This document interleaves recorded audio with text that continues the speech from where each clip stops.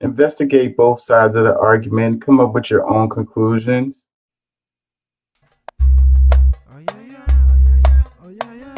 Good evening. It's great to have you with us on this Friday night. I'm Whit Johnson in for David. We begin tonight with the race for the White House and an American city suddenly thrust into a political firestorm. Officials in Springfield, Ohio, blaming unfounded rumors and baseless allegations about Haitian immigrants for multiple threats in the city. Former President Donald Trump holding a news conference today, doubling down on the false claims he made during the ABC News presidential debate about Haitian immigrants. Trump suggesting deporting them to Venezuela. The mayor of Springfield linking the allegations to 2 days of threats against the city that forced the evacuation of 2 elementary schools today. The mayor and Republican governor of Ohio both refuting the claims. And tonight, Vice President Kamala Harris in Pennsylvania and what she said when asked about how she's different from Joe Biden. ABC's senior national correspondent Terry Moran leads us off. In Springfield, Ohio today, school children were evacuated from their classrooms again. The FBI and local law enforcement investigating bomb threats against elementary schools, the town hall, and even city officials who say enough is enough. But former President Donald Trump, campaigning on the West Coast, doubled down today, claiming again that Haitian immigrants have ruined the small Midwestern city. And he said that if he's reelected, he'll start his mass deportation plan there. They've destroyed the place. And people don't like to talk about it because even the town doesn't like to talk about it because it sounds so bad for the town. Trump thrust Springfield into the national spotlight at Tuesday's debate, making this false claim that Haitian immigrants are eating pets. In Springfield, they're eating the dogs, the people that came in. They're eating the cats. They're eating the pets of the people that live there. The mayor of Springfield, Ohio, the police chief, the Republican governor of Ohio have all debunked this story about people eating pets. And now there are bomb threats at schools and kids being evacuated. Why do you still spread this false story? The real threat is what's happening at our border. The mayor acknowledges that this city of 58,000 is under strain. More than 10,000 Haitian immigrants have arrived in the past 3 years. They're here legally under a Biden administration humanitarian policy. The mayor says his city needs help, not hate. Anybody on the national stage that takes a microphone needs to understand what they could do to communities like Springfield with their words. President Biden condemned Trump, saying Haitian immigrants are, quote, under attack in our country right now. Simply wrong. There's no place in America. This has to stop what he's doing. It has to stop. Vice President Kamala Harris has spent most of this week in the critical battleground state of Pennsylvania. Campaigning today, she has not answered questions about the situation in Springfield. What's your reaction to the bomb threats in Springfield? She sat down for an interview with anchor Brian Taff from our Philadelphia station WPVI, who asked how Harris can convince undecided voters. Some people have a question, given maybe your current role as Vice President of the United States, how different you are from Joe Biden. And so I wonder if there are one or two spots, policy areas or approaches where you would say, I'm a different person. Well, I'm obviously not Joe Biden. And, I offer a new generation of leadership, recognizing that at this moment in time, some of the stuff we could take for granted years ago, we can't take for granted anymore. For example, another plan that I have that is a new approach is to expand the child tax credit to $6,000 for young families for the first year of their child's life, because that is obviously a very critical stage of development of a child.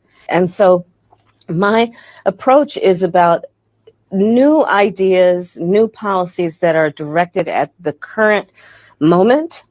And also, to be very honest with you, my focus is very much in what we need to do over the next 10, 20 years to catch up to the 21st century. 52 days to go now until election days, and the candidates are going to hit those battleground states again and again. Kamala Harris, she'll be back in Pennsylvania next week, and Donald Trump, he's going to be in North Carolina and Michigan. Whit? Terry Moran on the campaign trail for us. Thank you. Election year heating up. Did y'all have this on your all's bingo card? I doubt it. What you say matters, man. It has impacts. So, these people who are, sending bomb threats to Springfield, they're obviously crazy. I don't think that anybody on either side is going to really like condone that behavior. But you have to be careful what you say, because you can trigger these crazy people that's out here. You have to take some accountability for your words, especially when you're on the national stage, you're on the world stage. You can't just be repeating some random stuff that you saw on your news feed or whatever, coming down your timeline or whatever. Like, the internet is full of stuff that isn't real. Like, media literacy is a real issue, and I think that older folks are the ones who struggle with it the most. I think that the younger folks, they know a lot of the stuff is not real, even though they look at the rich people or people that appear to be rich and happy and they believe that. But I think that they naturally have a better media literacy than older folks. Older folks, it's harder for them to determine what's real and what's not, when it's coming down their timeline, And that's one of the points that come from the debate, is that Trump looked old, man. He looked old and out of touch in this debate.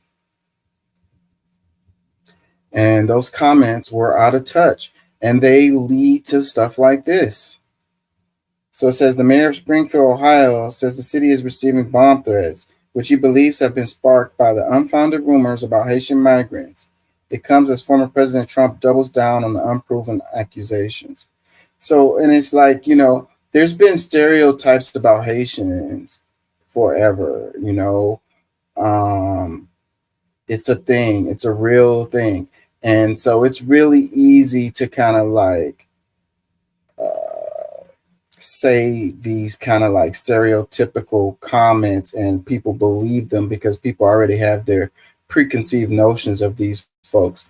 And the thing about that stuff that's really crazy to me is that, like, you look around yourself, you look around your neighborhood, you look around your family and friends or whatever, and it's like, or if you have that crazy cousin, or you have that crazy uncle, or that crazy coworker or whatever who does weird things or whatever.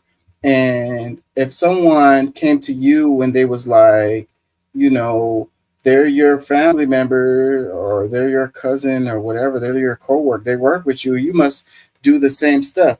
And you would be like, that's crazy. I'm an individual. I don't do the same stuff as the rest of my family or coworkers or the people that live in my neighborhood.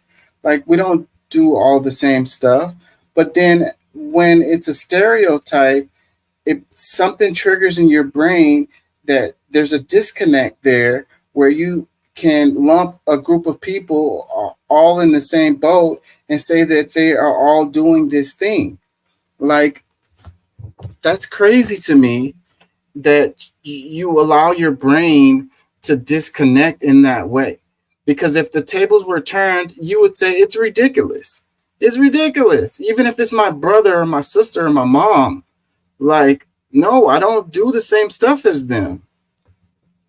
It's not fair for you to put me in the same boat with them. So then you do it with a whole ass ethnic group, like a whole region, like a whole country of folks. They all doing the same stuff. Like, come on, man. Comments. It says false claims. It's all over YouTube. Just type police body cam lady eating cat. Another comment. Oh, sorry. Says there goes Diaper Don, turning everything he touches into trash. Yeah. It's not a real story, And let's say the story was real.